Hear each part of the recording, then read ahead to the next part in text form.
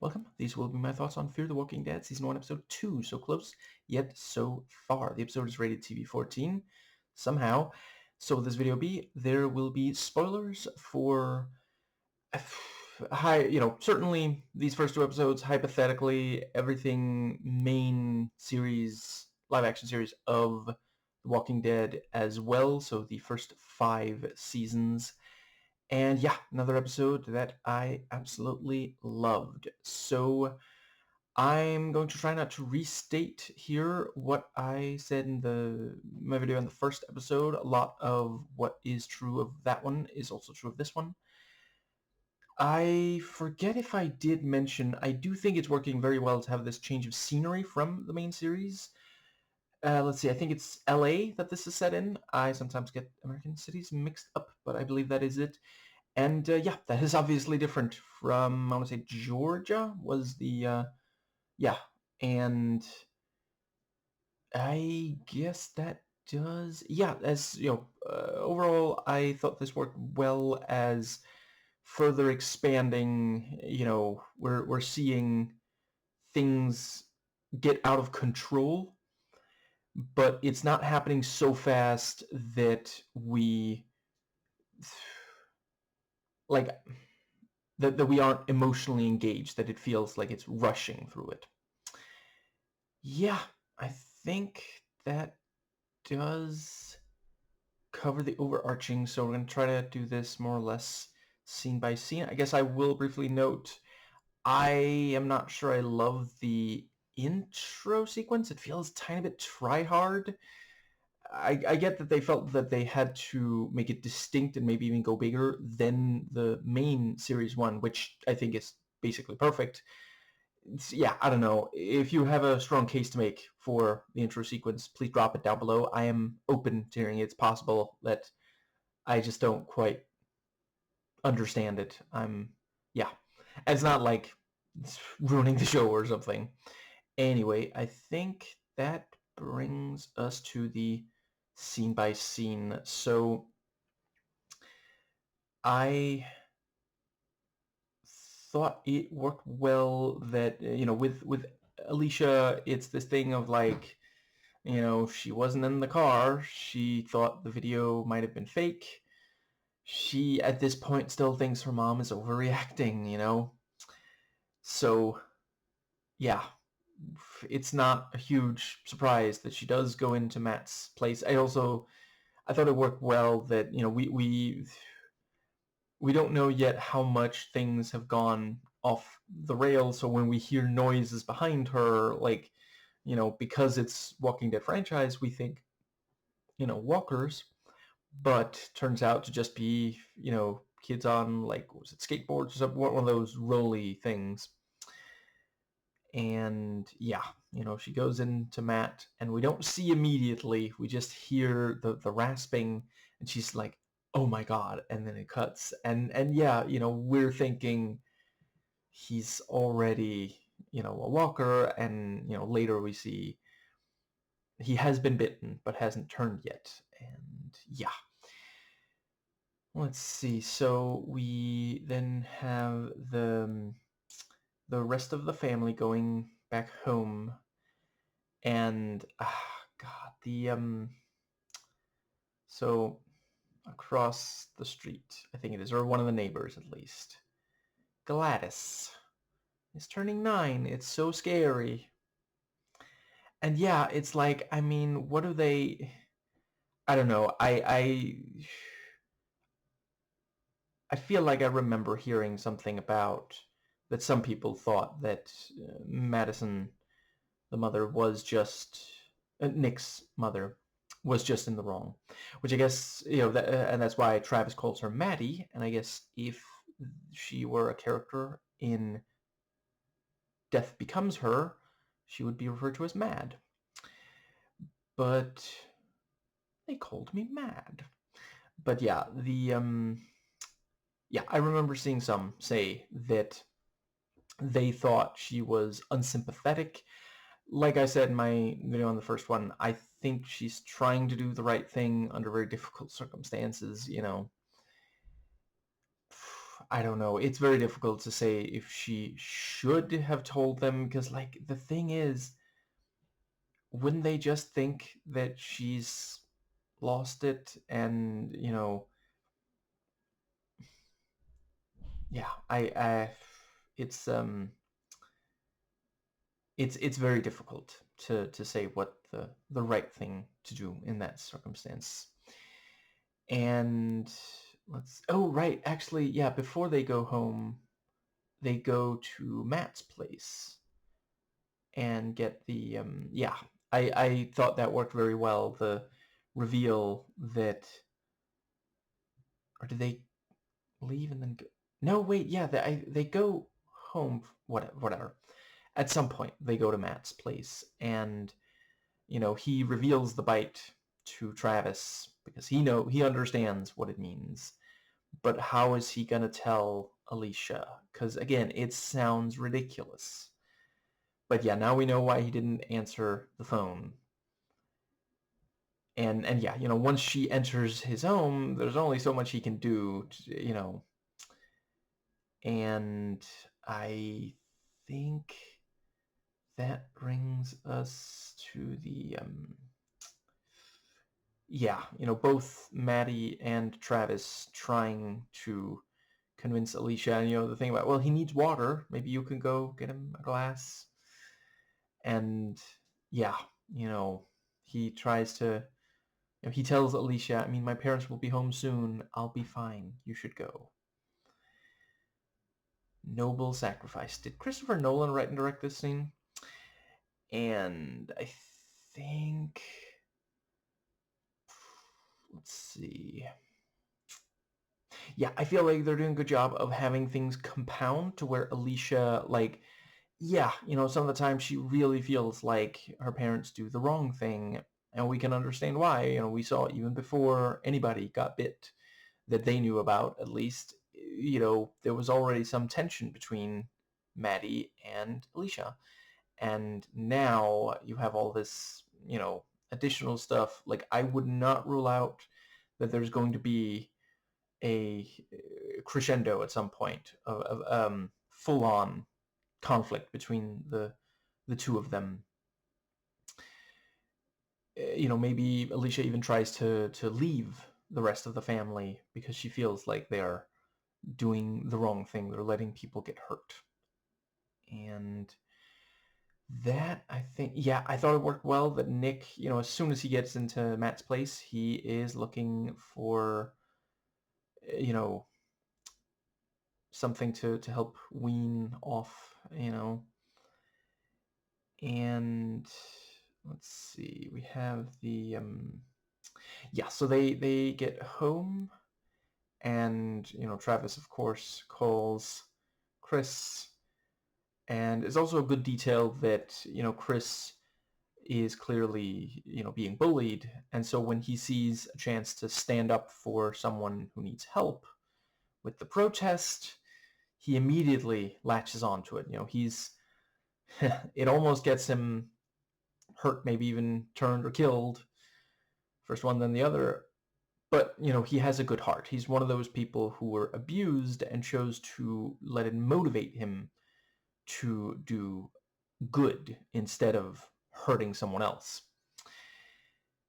But let's see, I think, yeah, and yeah, so we already saw in the first episode there's some tension between Travis and Chris. Maybe Chris is upset that their names rhyme so much, I don't know. And so now he's not answering the phone, he keeps sending him, yeah. And I feel like I heard somewhere that if you decline a call like that, it's refers to as ghosting. So he's ghost dad thing. Why did I reference that movie? It's terrible. Anyway, even beyond who stars in it. Yes, so the let's see. I think that brings us to the so yeah, then Travis starts calling Liza, and yeah, how do you explain this over the phone? And because of the tension that's already there, and also like they, he gets Chris 3 weekends a month. That is quite generous. She has been very giving. There's a lot of people who get divorced, and yeah, let's see, I believe the standard is like every other weekend, which I do also. To be clear, I'm not judging. There's a lot of women when they get divorced, they realize it is just better because that way, because the father is not a very good father. So anyway, I think, yeah, for me it is really working that they are, it seems like they really are going to split up the two, you know into these two families, that it's going to be Travis and, you know Liza and Chris, and then Maddie and her two, kids. And yeah, I don't know if they are going to be able to find each other, or it might at least be difficult for them, all things considered. And I really love the element of the protest, because if the police, right, and yeah, Nick points out early in the episode, nobody's talking about this. He's checking the radio stations.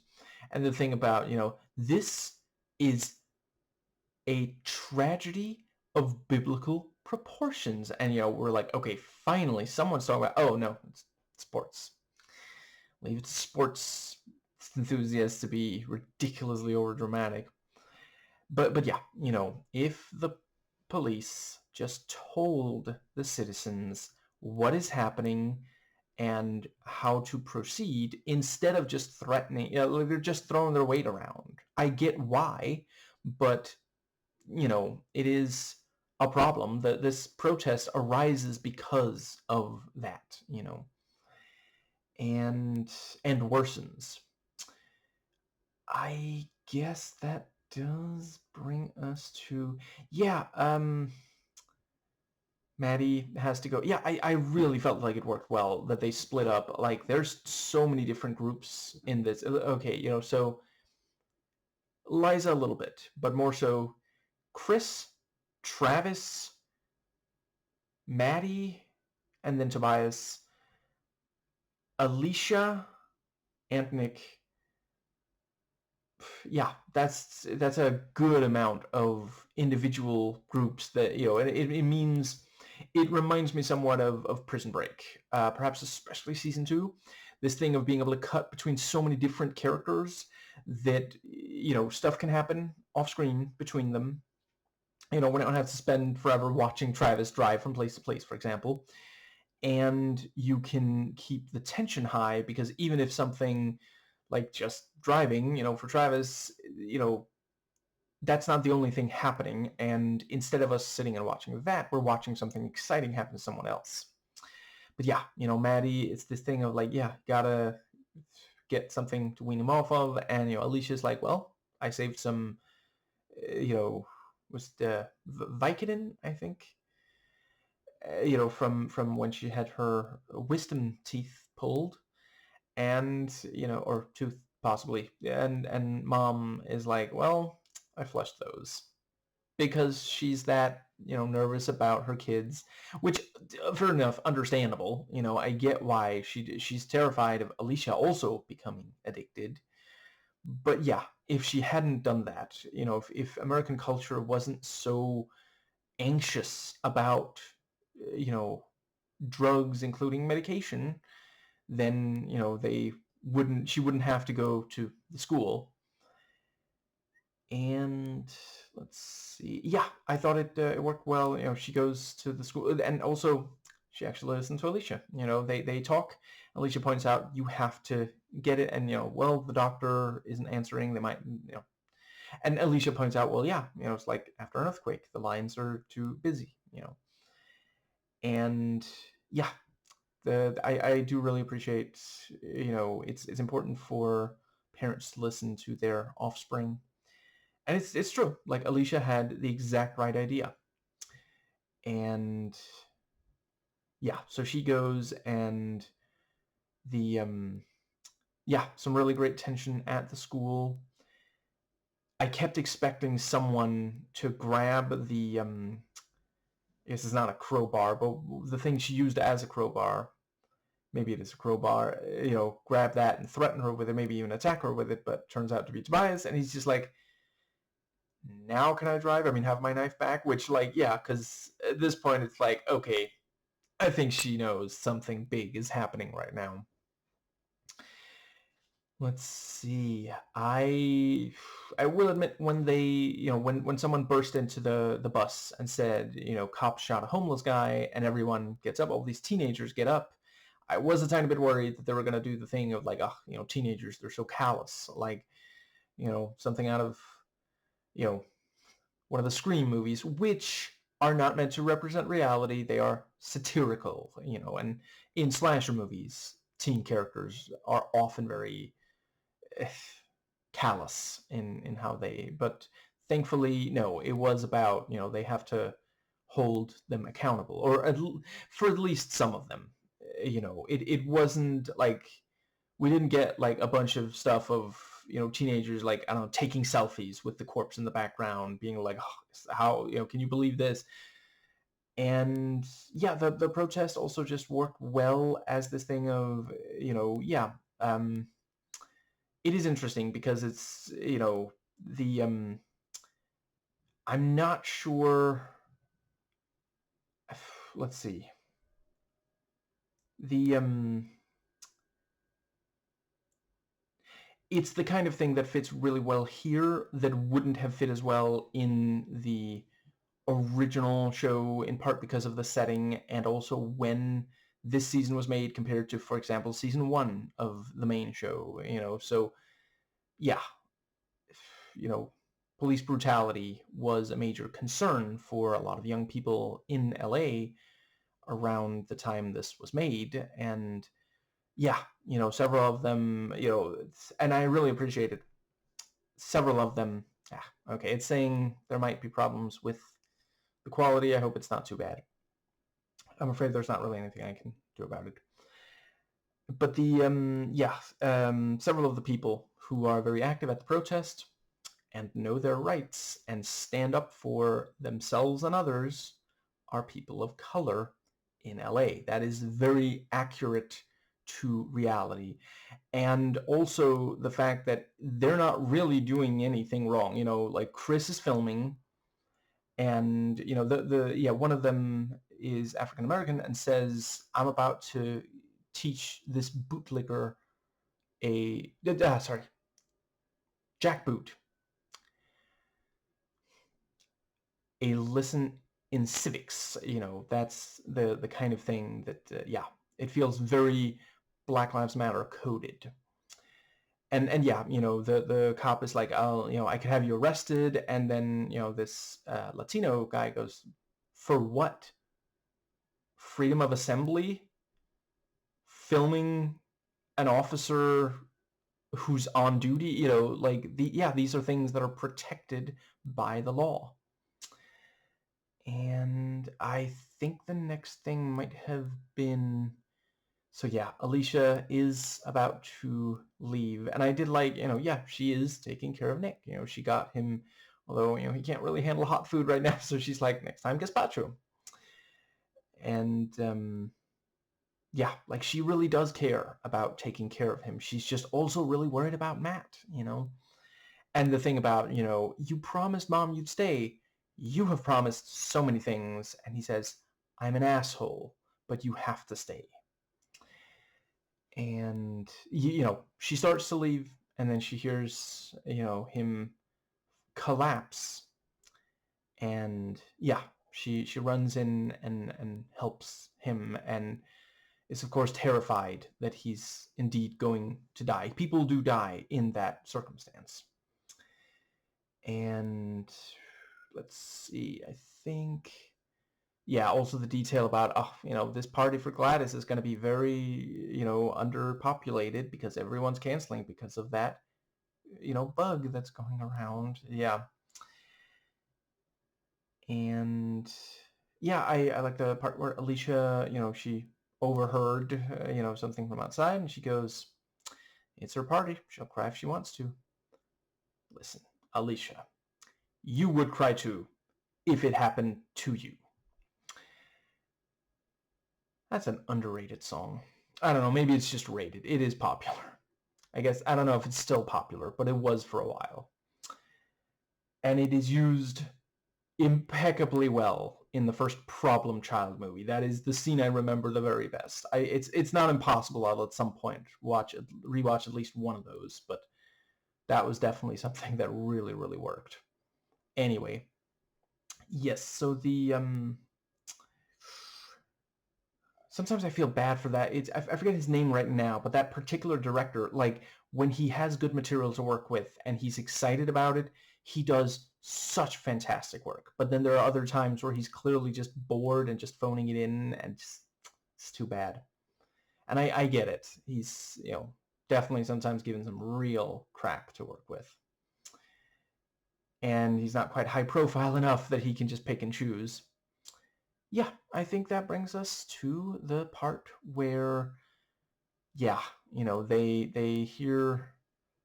Yeah, I really like Tobias pointing out all he's learned about, and it is true, the various things he says to Maddie, and they escape. I like the detail that one of the cans falls off, and he goes back for it, even as she keeps saying, just leave it.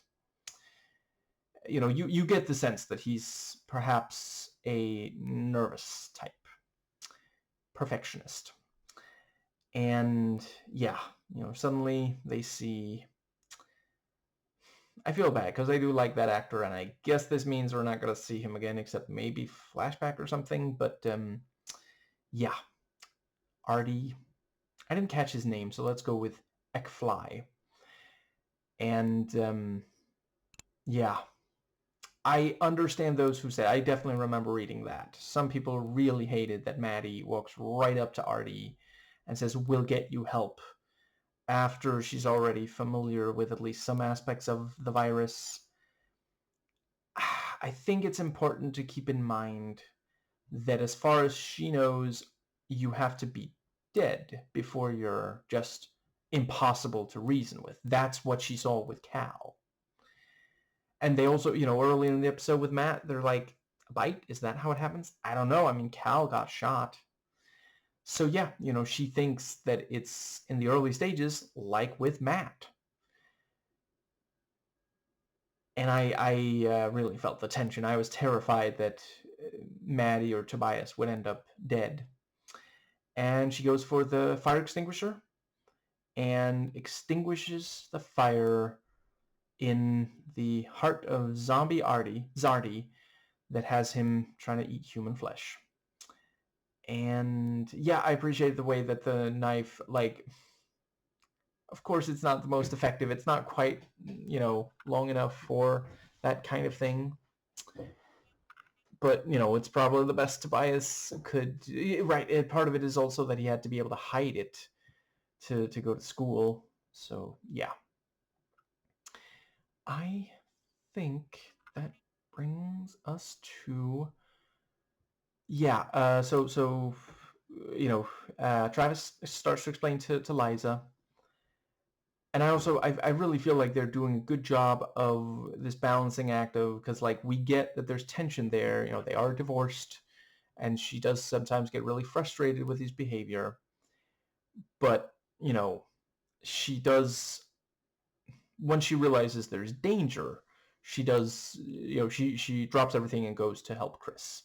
There's so many pieces of media where they'll just be,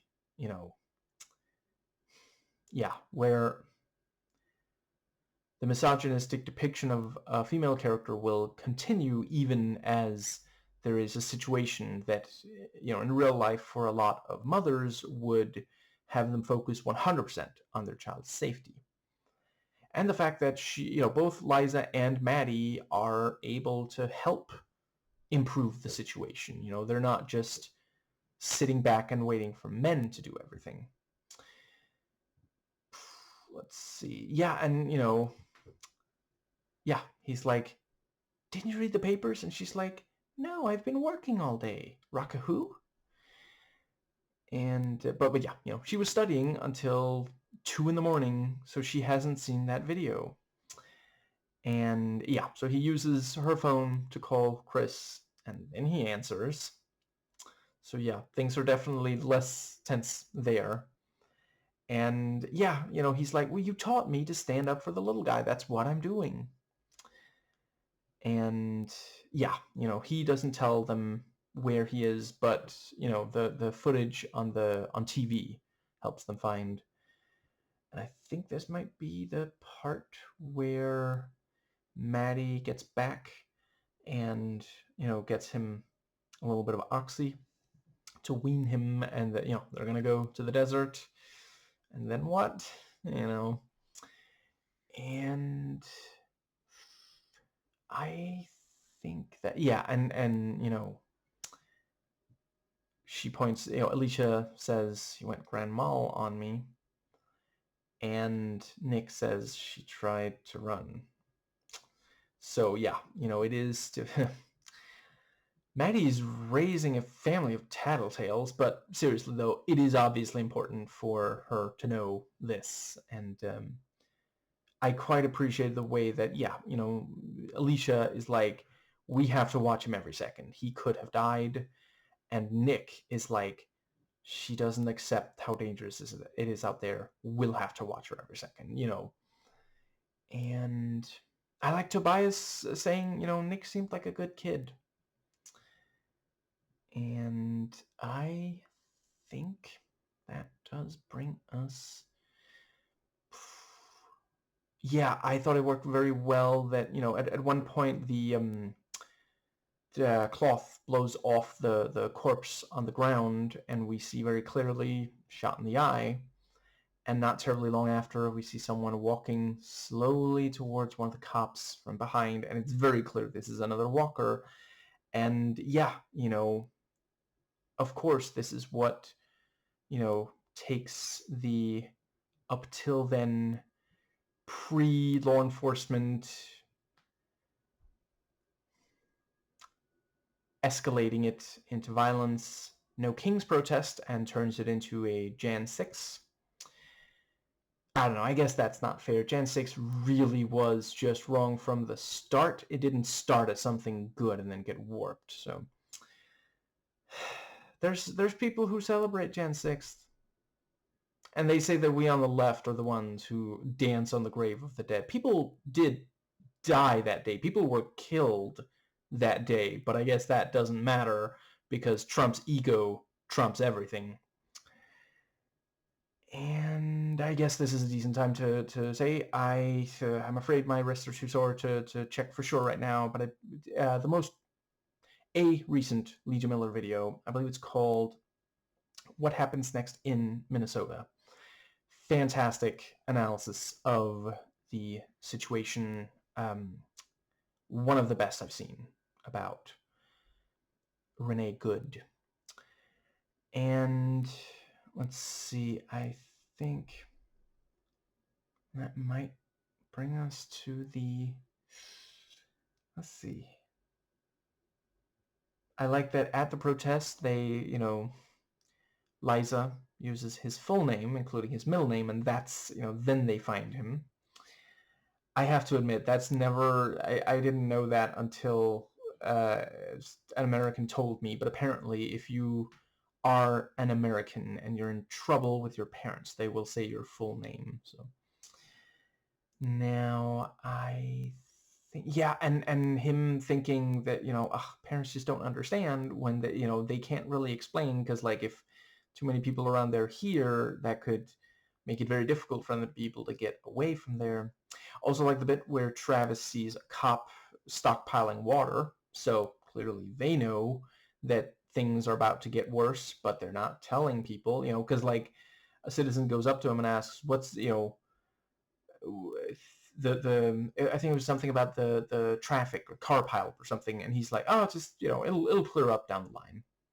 He doesn't tell her how bad the situation is, and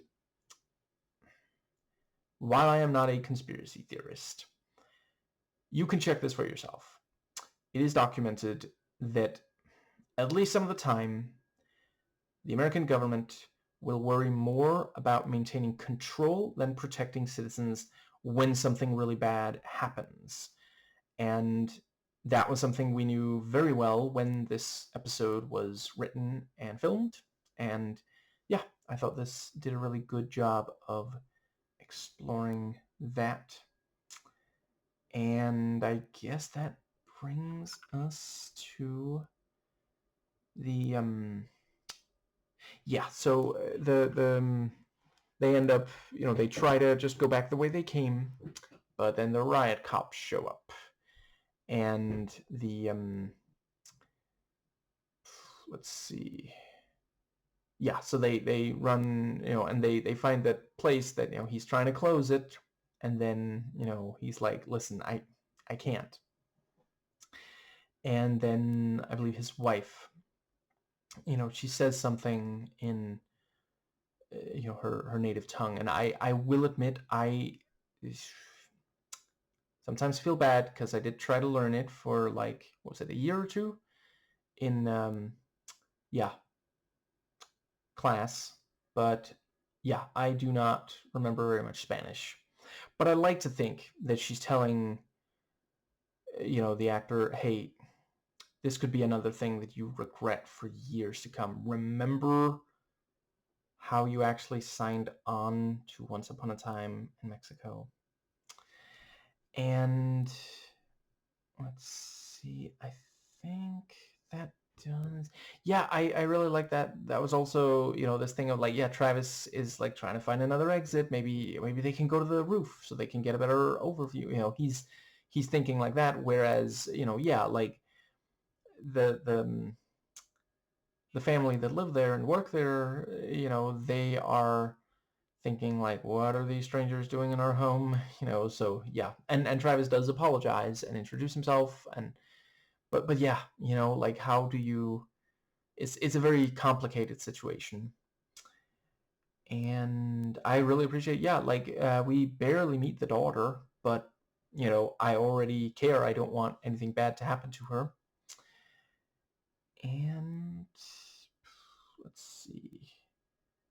We get like it is very much like this is a man who has multiple women that he loves in this building, and he is trying to protect them. He does not know these people from Adam, so it's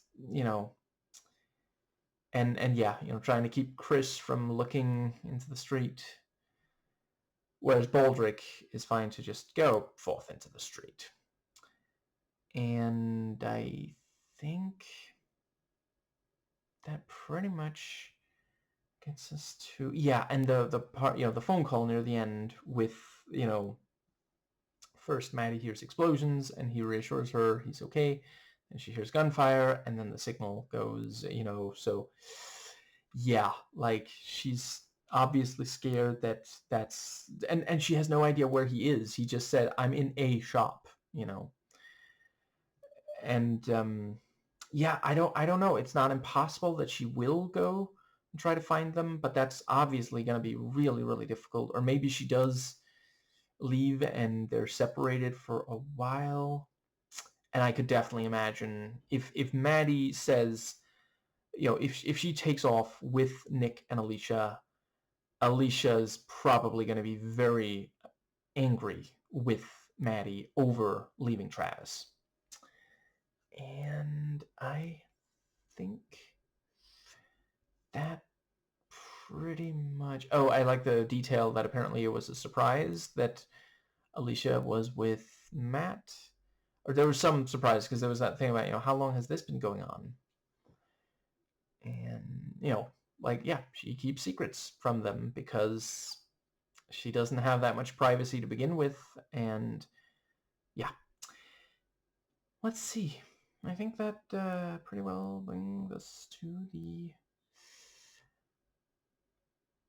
Yeah, just a really compelling ending. I thought it worked really well, this thing of like blowing out the candles one by one, and then with the last one it's completely pitch black, and then the credits start rolling.